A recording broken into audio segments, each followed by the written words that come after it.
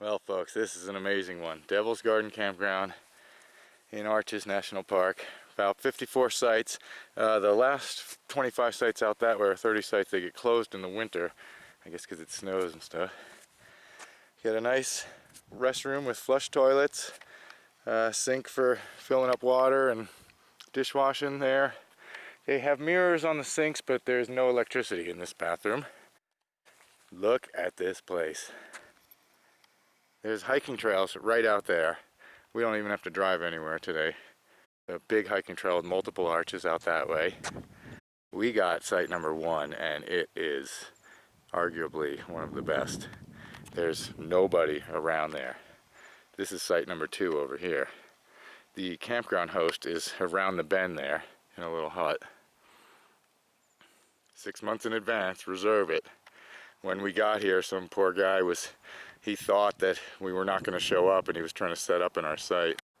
And we had to tell him that he had to leave. That's too bad. But there's a lot of camping down the hill, just outside of the park. There's all kinds of free BLM camping. So anyway, here's a quick look around.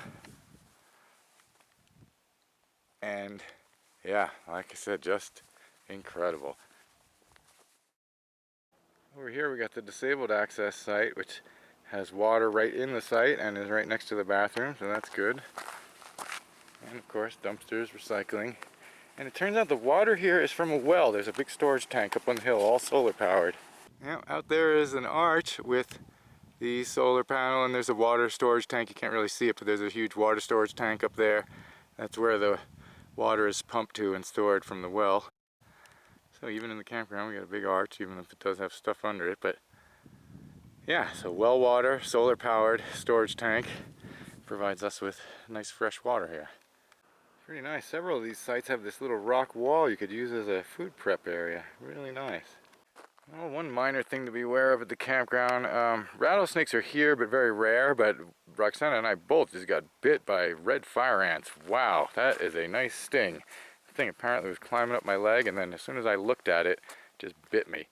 And it's like a bee sting. So keep an eye out for the red ants. So there it is the next day.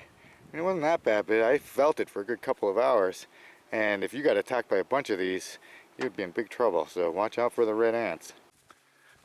Yeah, look at this view we have just between our site and the restroom here. And all of that is empty. Saw a big deer right in here this morning.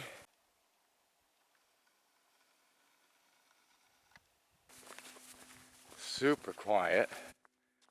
Through there you can see that's the campground host right in there. They're really nice as always. You gotta plan way in advance, but I highly recommend going to the effort, because this is definitely one of the best campgrounds I've ever been in as far as front country developed campgrounds go. It is amazing.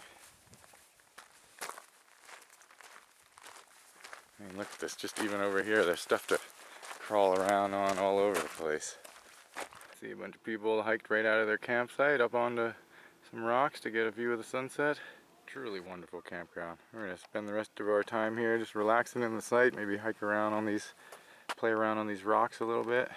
And that's about it. That should give you a pretty good idea of what to expect here, but if you have any more questions, I can try and answer them in the comments below. And if you haven't already seen it, check out the video of our hike from the campground in the links in the description or right here on the end screen. Thanks for taking a look.